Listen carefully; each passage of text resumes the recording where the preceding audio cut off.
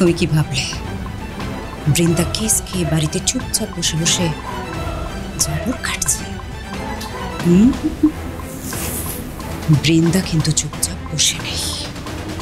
একদিকে আমি রাঙাকে আটকাবো আর একদিকে আমি তোমার পর্দা ফাঁস করবো। হ্যাঁ, আসল ক্ষীরটা কিন্তু বৃন্দা বসেই খাবে। বোস বাড়িতে বৃন্দা বসেই হবে ফাইনাল অথরিটি। আমার মাথার উপরে আমি কাউকে উঠতে দেব না, কিছুতেই না।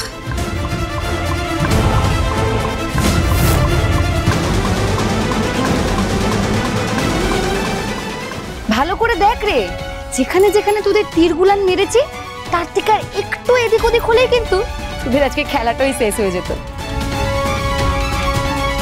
আর তোরা এসেছিস কিনা আমার খেলা শেষ করতে। আর তুই ঠিকই বলেছিস, তুই এটা তো পৌরাণিক যুগ তো নয়, এ তো কলি যুগ। আর কলি যুগে তোদের মতন গুন্ডাদের সায়স্তা করতে আমার এই তীর ধনুকই যথেষ্ট। তোলার চেষ্টা করিস না, খুব কষ্ট হবে রে, খুব কষ্ট হবে। তার চেয়ে তোরা একটা কাজ কর, তোরা বরং ডাক্তারখানাটাতে যা, সেখানে গিয়ে ডাক্তারবাবুকে বল ঘরে বের করে দেবে।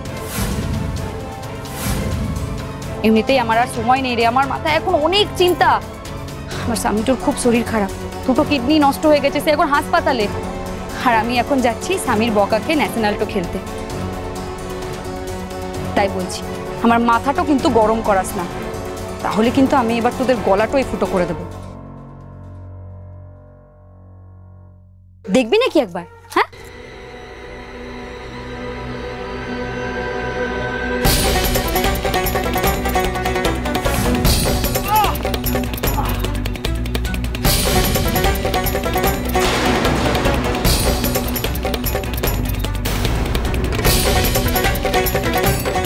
ব্যাস হয়ে গেল। এবার দুটো হাতেই তোকে অপারেশনটা করতে হবে। কিরে, তোরা আর কেউ আসবি নাকি?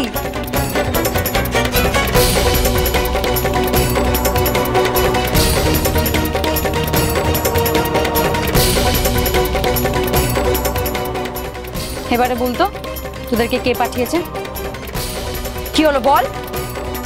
আমরা সোশ্যাল মিডিয়ায় বিজ্ঞাপন দিয়েছিলাম, সেটা দেখে একজন টাকা দিয়ে গিয়ে বললো যেন তোমাকে খেলতে যেতে না দিই। তবে নামটা জানি না। তাই? কে ছিল, মানে মহিলা নাকি পুরুষ?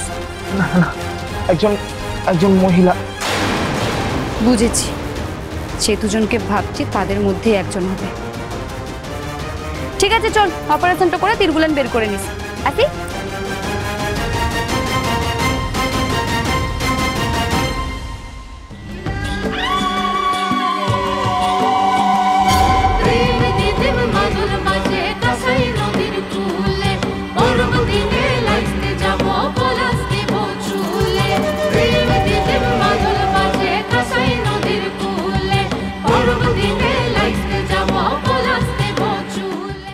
রাঙামতি তীরন্দাজ সোম থেকে রবি প্রতিদিন সন্ধ্যে 7:30টায় স্টার জলসায় ও জিও হটস্টারে।